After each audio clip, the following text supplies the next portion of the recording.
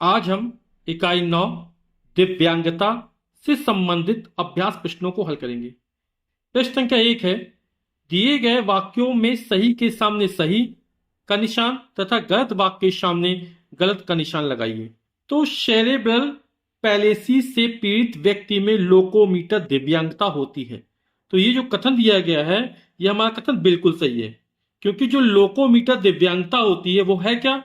हड्डियों, जोड़ों या मांसपेशियों की अक्षमता को लोकोमीटर दिव्यांगता कहते हैं। और ये दिव्यांगता होती कैसे? पोलियो के कारण, या रीढ़ की हड्डी में चोट लगने से होती है, या सेरेब्रल पैलिसी के कारण होती है। तो ये जो हमारा कथन है ये बिल्कुल सही है। फिर खा नंबर है, दृष्टिबाधित व्यक्ति को सुनने में कठिनाई होती है। अब दृष्टिबाधित है तो सुनने में थोड़ी कठिनाई होगी, उसे देखने में कठिनाई होगी, और बोला सुनने में कठिनाई है, तो ये जो कथन होगा हमारा गलत हो जाएगा। श्रवण बाधित व्यक्ति को देखने में कठिनाई होती है, श्रवण बाधित व्यक्ति को सुनने में कठिनाई होगी, और बोला देखने में कठिनाई होगी, तो ये भी हमारा कथन कैसा हो जाएगा? गलत हो जाएगा। दिव्यांगता जन्मजात या उपार्जित हो सकती है, बिल्कुल सही है। डिसलेक्सिया एक मानसिक बीमारी है। जो डिसलेक्सिया वो पढ़ने संबंधित विकार है, और ये कोई मानसिक बीमारी नहीं है, और ये बोला मानसिक बीमारी है, तो ये भी कथन हमारा गलत हो जाएगा। डिस्ग्राफिया अच्छे ढंग से ना लिख पाने की एक अक्षमता है, तो ये जो कथन है हमारा बिल्कुल सही कथन है, तो इसमें हमने सही का निशान लगा दिया। प्रश्न संख्या 2, नीचे दिए गए दिव्यांगता को उनके प्रभावित अंग से मिलान कीजिए। तो दिव्यांगता प्रकार दिया गया है, और इससे कौन सा अंग प्रभावित हो रहा है वो हमको दिया रहा है। जैसे श्रवण बाधिता, तो यानी सुनने की अक्षमता, और सुनते कहां से हम? कान से हैं, तो यहां पर ये किस में आ जाएगा? कान में आ जाएगा। फिर है दृष्टि बाधिता। दृष्टि बाधिता में दृष्टि बाधित हो जाती है, दिखाई अच्छे से नहीं देता, और हम देखते कहां से? आंखों से देखते हैं, तो यहां पर ये आंख में चला जाएगा।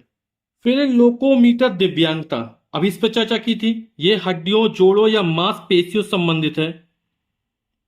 और मानसिक दिव्यांगता जो हमारी है वो मस्तिष्क से संबंधित है। प्रश्न संख्या 3 है, नीचे लिखे गए शारीरिक एवं मानसिक अक्षमताओं को छांटकर जन्मजात एवं उपार्जित दिव्यांगता में लिखिए। तो जो जन्मजात दिव्यांगता होती है वो जन्म से ही परिलक्षित होती है, और जो उपार्जित दिव्यांगता होती है वो जीवन के किसी भी काल में दुर्घटना के कारण होती है। जैसे यहां पर आकस्मिक दुर्घटना में हाथ या पैर की हड्डियों का टूट जाना, तो ये उपार्जित दिव्यांगता है। पोलियो रोगी, ये भी उपार्जित दिव्यांगता है। हाथ पैर ना होना, अभी जन्म से नहीं है, तो ये हमारी जन्मजात दिव्यांगता में आ जाएगी। तो जन्मजात दिव्यांगता में हाथ पैर ना होना, सेरेब्रल पैलेसी, मूक बधिर, डिसलेक्सिया, डिस्ग्राफिया, ये जन्मजात दिव्यांगता में है। उपार्जित दिव्यांगता में आ जाएगी आकस्मिक दुर्घटना में हाथ या पैर की हड्डियों का टूट जाना, आंख में चोट लगने से दिखाई न देना, और पोलियो रोगी। प्रश्न संख्या 4 है, दिया स्कूल जा रही थी, रास्ते में उसने एक ऐसे व्यक्ति को देखा जिसे दिखाई नहीं देता है। उसने सोचा जो बच्चा देख नहीं सकता वो कैसे पढ़ता होगा। स्कूल पहुंचने पर उसने अपने शिक्षक से यही प्रश्न पूछा। शिक्षक ने बताया जिन्हें दिखाई नहीं देता वे एक विशेष लिपि से पढ़ते हैं जिसे ब्रेल लिपि कहते हैं। इस लिपि में अक्षर, वर्ण या संकेत उभरे रहते हैं और बच्चे उसे स्पर्श करके पढ़ते हैं। इस लिपि का आविष्कार लुई ब्रेल ने किया था। तो इससे पहला प्रश्न है, क्या आप जानते हैं कि ब्रेल लिपि से पढ़ने वाले व्यक्ति का कौन सा अंग प्रभावित होता है? तो ब्रेल लिपि में क्या करते हैं? वर्ण या संकेत उभरे हुए होते हैं और उसे स्पर्श करके पढ़ते हैं, यानी व्यक्ति को दिखाई नहीं देता है। जो व्यक्ति अंधे होते हैं या जिसको दिखाई नहीं देता है उसके लिए ब्रेल लिपि होती है। तो इसमें कौन सा प्रभावित होता है? तो इसमें हमारी आंख प्रभावित होती है, तो इसका उत्तर हो जाएगा आंख। फिर बिना देखे कोई कैसे पढ़ सकता है? तो बिना देखे यदि किसी को पढ़ना है तो वो स्पर्श करके पढ़ सकता है ना। और किसका प्रयोग करेगा?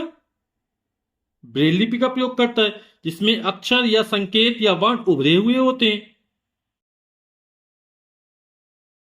फिर ब्रेल लिपि का आविष्कार किसने किया था? तो ब्रेल लिपि का आविष्कार लुई ब्रेल ने किया था। प्रश्न संख्या 5 है, नीचे दिए गए विभिन्न अंगों के कार्य लिखिए। तो ये आपको हाथ दिख रहा है, इसका कार्य क्या है? पकड़ना है, महसूस करना है, लिखना है, छूना है। ये आपको पैर दिख रहे हैं, चलने में, पूरे शरीर के भार को संतुलित करने में। आंखों का उपयोग देखने में, कान का उपयोग सुनने में और संतुलन बनाए रखने में, और मस्तिष्क शरीर के कार्यों और प्रक्रियाओं को नियंत्रित करने में। मस्तिष्क हमारे पूरे शरीर को नियंत्रित करता है। प्रश्न संख्या 6, नीचे लिखे गए अंगों की कार्य क्षमता में कमी, अक्षमता से होने वाले कठिनाइयों को लिखिए। जैसे हाथ पैर की क्षमता में पकड़ने में दिक्कत होगी, लिखने में दिक्कत होगी, चलने में दिक्कत होगी, महसूस करने में दिक्कत होगी। आंख की क्षमता में देखने में दिक्कत पड़ेगी, कान की क्षमता में हमें सुनने में दिक्कत पड़ेगी, और मस्तिष्क की क्षमता में सूझबूझ, तर्क एवं ग्रहण क्षमता में अभाव हो जाएगा। प्रश्न संख्या 7, प्रथम उपचार पेटिका में रखी जाने वाली उपयोगी सामग्री के नाम लिखिए। तो नंबर 1 रुई हो गई, दूसरे पट्टियां, तीसरे में गौज, चौथे में कैंची, पिन, साबुन, डॉक्टरी थर्मामीटर, तौलिया, ग्लास चम्मच, माचिस। प्रश्न संख्या 8 है, प्रथम उपचार पेटिका में रखी जाने वाली विभिन्न सामग्री दवाई की उपयोगिता प्रयोग लिखिए। तो सामग्री, उपयोगिता, प्रयोग। कपास, तो कपास या रुई का प्रयोग घावों को साफ करने में किया जाता है। रक्तस्राव यानी ब्लड या ब्लीडिंग होती है उसको रोकने के लिए किया जाता है।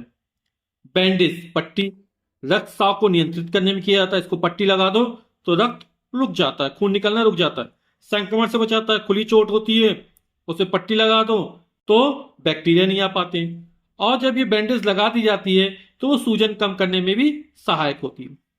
एंटीसेप्टिक डिटॉल, घाव के संक्रमण को रोकने के लिए और कीटाणुओं को मारने के लिए। ओआरएस, निर्जलीकरण को रोकने में, पानी की कमी को रोकने में। पैरासीटामोल, बुखार को कम करने में दर्द निवारक दवा के रूप में प्रयोग किया जाता है पैरासीटामोल का। थर्मामीटर, तापमान मापन में। और एंटीसेप्टिक क्रीम, त्वचा के संक्रमण को रोकने के लिए।